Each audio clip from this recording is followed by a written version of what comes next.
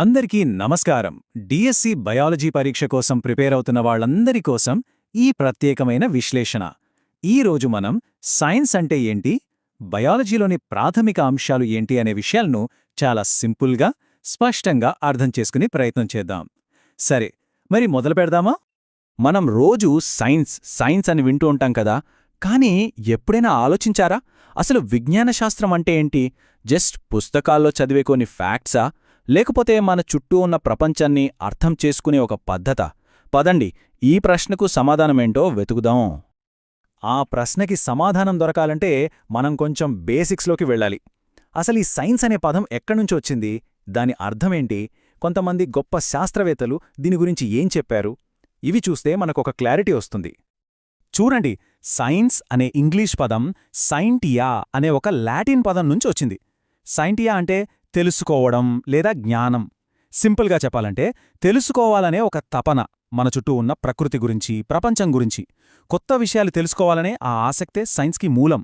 తెలుసుకోవడమే కాదు, తెలుసుకున్నదాన్నే ఒక పద్ధతి ప్రకారం భద్రపరచడం కూడా సైన్స్లో భాగమే. ఇప్పుడు ఫ్రెడ్రిక్ ఫిట్జ్పాట్రిక్ అనే శాస్త్రవేత్త చెప్పిన ఒక మంచి మాట చూద్దాం.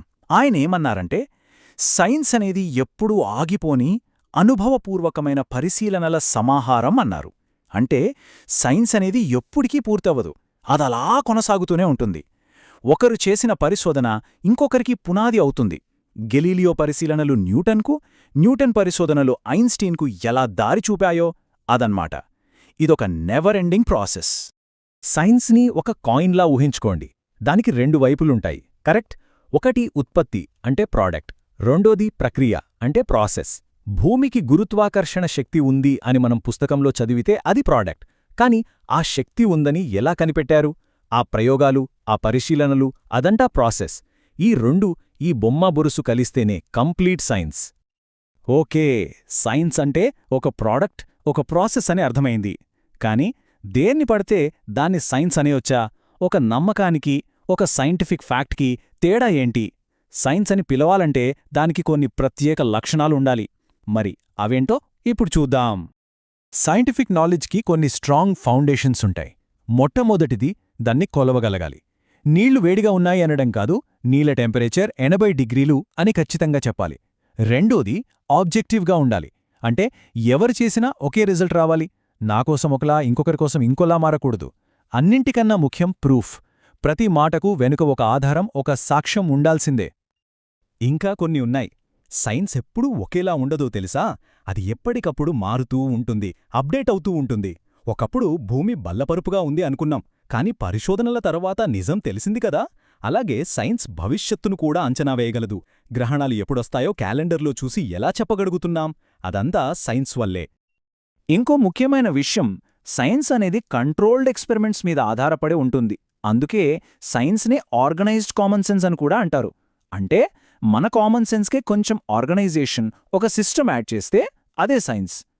అందుకే దాన్ని మనం వెరిఫై చేయగలం, నమ్మగలం. రైట్, సైన్స్ లక్షణాలు ఇవన్నీ అని మనకు అర్థమైంది, బావుంది. కానీ సో వాట్? వీటి వల్ల మనకు ఉపయోగమేంటి? అసలు సైన్స్ మన కోసం ఏం చేస్తుంది? దాని ఫంక్షన్స్ ఏంటో చూద్దాం, పదండి. ప్రధానంగా సైన్స్కు 5 పనులుంటాయి. చూడండి, ఇదొక సైకిల్ లాంటిది. ఫస్ట్, మన చుట్టూ ఉన్న ప్రపంచాన్ని అర్థం చేసుకుంటుంది. దాని ద్వారా మనకు కొత్త ఇన్ఫర్మేషన్ ఇస్తుంది.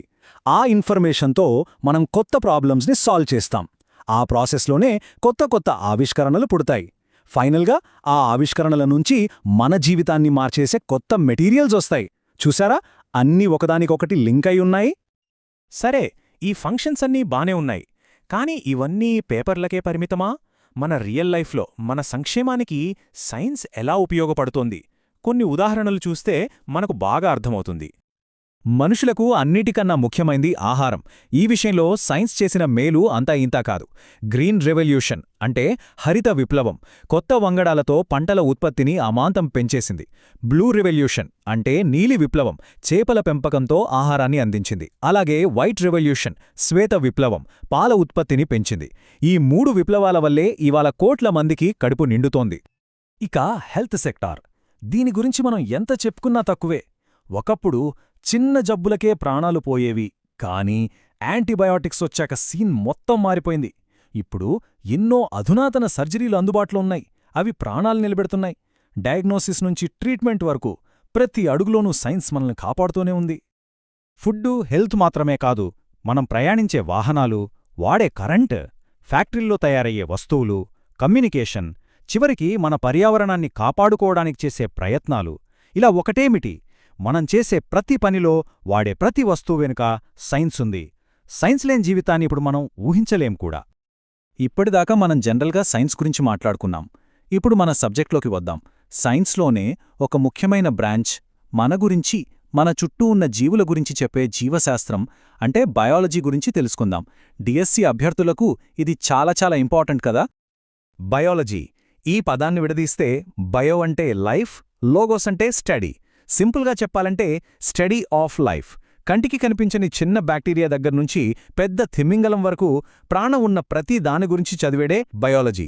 అసలు జీవం ఎలా మొదలైంది, అది ఎలా పనిచేస్తుంది, ఈ ప్రశ్నలన్నింటికీ సమాధానం మనకు బయాలజీలోనే దొరుకుతుంది. బయాలజీలో మెయిన్గా 2 బ్రాంచెస్ ఉంటాయి. ఒకటి బాటనీ అంటే మొక్కల గురించి చదవటం, రెండోది జువాలజీ జంతువుల గురించి చదవటం. జీవ ప్రపంచాన్ని అర్థం చేసుకోవడానికి ఈ 2 మనకు 2 కళ్ళులాంటివన్నమాట. చివరగా ఒక్క ప్రశ్న, సైన్స్ లేకుండా ఒక్క రోజు గడపడం సాధ్యమేనా? ఒక్కసారి ఆలోచించండి. మనం పొద్దున్న లేచిన దగ్గర్నుంచి రాత్రి పడుకునే వరకు ప్రతి క్షణం సైన్స్తోనే మన ప్రయాణం. ముఖ్యంగా డిఎస్సికి ప్రిపేర్ అవుతున్న వారికి ఈ ఫండమెంటల్స్ అర్థం చేసుకోవడం చాలా అవసరం. ఎందుకంటే సైన్స్ అనేది కేవలం ఒక సబ్జెక్టు కాదు, మన చుట్టూ ఉన్న ప్రపంచాన్ని చూసే ఒక కొత్త కోణం. ఆ కోణంలో చూడటం అలవాటు చేసుకుంటే సబ్జెక్టు చాలా ఈజీ అయిపోతుంది.